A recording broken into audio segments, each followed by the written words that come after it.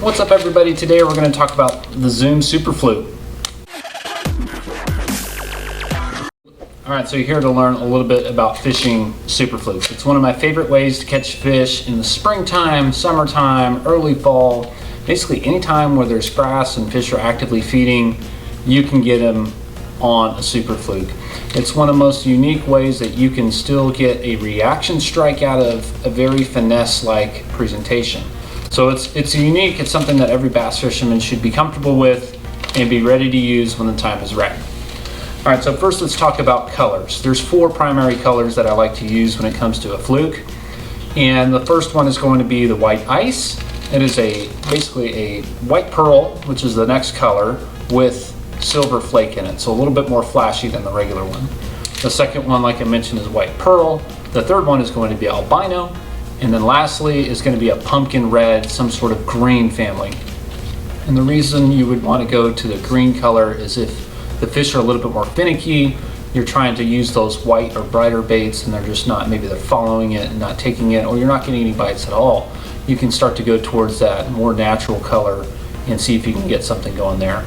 One of the benefits of using a bright color on a Super Fluke is the visibility standpoint, right? You're out there, you're fishing around grass, you've got your polarized glasses on, and you're able to watch that bait twitch and dart around. And usually you can see the strike when the bait is paused because it basically disappears.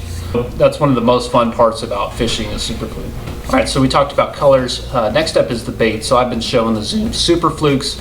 If you're at Walmart, they definitely have those. A good alternative would be like the Strike King Caffeine Shad. Both of those are going to be very effective and have similar actions. I just prefer the Zoom for some reason. That's what I learned on. It catches fish, it's cheap.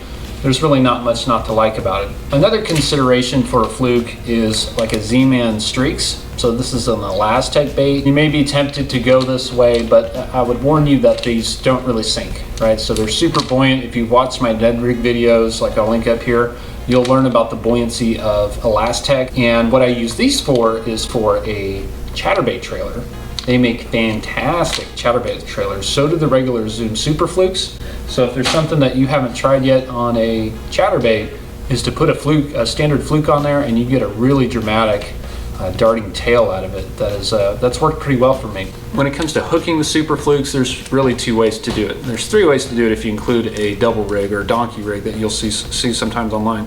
The first one I like to do the most, and I started exploring earlier this year, was going with a nose hook. This is a tip that I picked up from the Tactical Bassing guys. As they did some underwater footage, they were finding that the majority of their fluke fish would headshot the bait. And so one of the biggest challenges when fishing a weedless or a Texas rig style is actually hooking them. You'll get bites on it all day long, but the hookup ratio is not very good. The hookup ratio with a nose hook is outstanding. They will get it, they will get hooked. I will go that way unless I'm absolutely fishing through a ton of grass that I cannot keep a nose hook clean. So if you're typically fishing it in a Texas rig style, definitely try this way when it comes to nose hooking. What I'm showing here is how you set up the nose hook. So you want to get your regular Super Fluke. And what I have here is a CPS spring. This is a small size, and you screw this into the nose of the bait as far as you can. You probably need to use your fingernails to get it all the way in there. And then make sure your hook is going through the actual spring lock itself so you get that added strength out of the nose of the bait. The hook itself, what I'm showing here is an Owner mosquito hook, and that's a 1/0. I also have size 1s. Either one will work. I like sticking with the 1/0 because I will transition directly over to a Senko and I can keep just that hook tied on, and I can go from a nose hooked Super Fluke to a wacky rig Senko without cutting anything. I can just swap it out on the fly and go, which is also a great follow-up bait. So if you're trying to fish the fluke and you're missing a couple of fish, or you just missed a fish, you can swap out, throw a Senko on there and flip it out there and sometimes catch that fish. So keep that in mind. You might want to have some of those on the deck ready to go and give it a try. The other way, like I mentioned, is what I'm showing here is just a traditional Texas rig.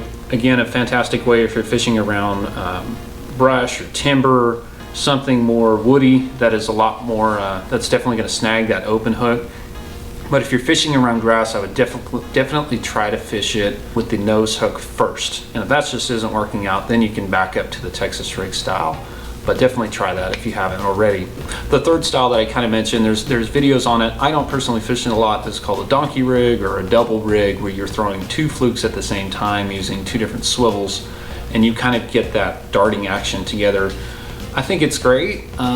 It's not really my favorite style because it's very difficult to cast. It's hard to cast accurately. I mean, you've got 2 baits that are doing this when you make a cast, and it's just kind of problematic. But I think if the conditions are right, I think it would be fine. But if you're actively, chasing down fish that are feeding on top, or you want to hit that particular spot with your cast, that double rig is just not very good at it's just not going to allow you to be very accurate, which is a problem for me usually. When it comes to rod and reel, I throw a fluke on a spinning reel exclusively, just because of the lightweight, and I also skip it a lot.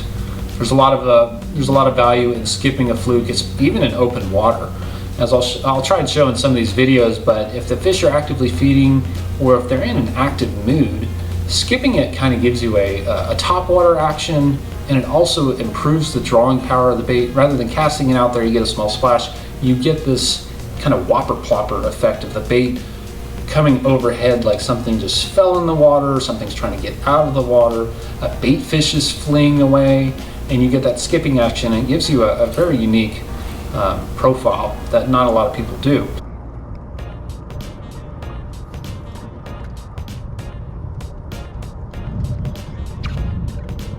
So don't be scared to skip it in open water, even if there's no cover. You don't always have to skip something around a dock or under a tree. But I'll show this video here. This is one of my favorites. So you'll see that I cast this out here and I skip it, and then I'm talking to my son to turn, I don't even remember what, turn the live well off or something, and watch that line take off. That fish just took it and ran. So that's actually skipping a Senko, but a very similar idea, that it draws extra attention to the bait. When it comes to rod, this is like I mentioned, a spinning rod. This is a medium heavy 7-foot fast action. The medium heavy is a little bit too much backbone, but this is what I have. The other ones I have are medium lights that I use for Ned rig and drop shot. I would say anywhere between a medium and a medium heavy will be just fine for this application with a fast tip. You don't really want a water action rod, because you want to have those snaps that will get the bait to dart. For as far as line goes, I'm using 20-pound Power Pro to 8-pound fluorocarbon leader. I think it's very important to have a leader on there for not only shock absorption, but also you're fishing this bait fairly slow and they can get a good look at it, so you want to make sure that your line is well hidden. Next up is going to be the retrieves themselves, and I'll show some videos here of how I'm working these baits. And so I'm casting it out there, and I'd like to start, you want to vary the cadence, much like you would with a jerkbait or even a crankbait square bow. You want to vary it to figure out what they want. Once you cast it out there, you want to count it down. If you're in 6 feet of water and you got 2 feet of grass, you want to count it down. Get it in that middle of the column. Typically, you want to slap the slack in your line. You don't want to pull the bait. You want to jerk the slack so you get that darting action. If the line is too tight, it will just pull the bait, and you won't get that dramatic change in direction. So I like to start with like a 1, 1, 2, 1, 2, 3 kind of cadence. And you want to reel a little bit, right? As you're starting it, you're going to have to pick up a little bit of line, and you'll see that as I'm doing it here in the video. And you want to alter that a little bit. You may want to work it faster, right? So you'll watch some of these videos, and I'm working that thing just basically running the bait on top of the water or just below the surface can be extremely effective depending on the conditions. You also may want to run it a little bit deeper, let it count down a little bit, and that's something that you get to play with when you're using a fluke. So you have a lot of flexibility on where you fish it in the water column. As far as when to use it, Super Fluke, like I mentioned before, is a fantastic bait in spring, pre-spawn, summertime, right? You've got grass that you're fishing around. You've got anytime in the fall when you get a big shad kill or something like that, you've got a lot of bait fish that are kind of just dwindling out in the water. Super Fluke does a great job at imitating a dying bait fish. So that is how I fish the Zoom Super Fluke. Hopefully you learned something. This is definitely something you want to pick up this spring if you haven't done so already. I'd appreciate a like if you enjoyed the content. Please subscribe to the channel if you'd like to see more videos like this, and we'll see you next time. Thank you.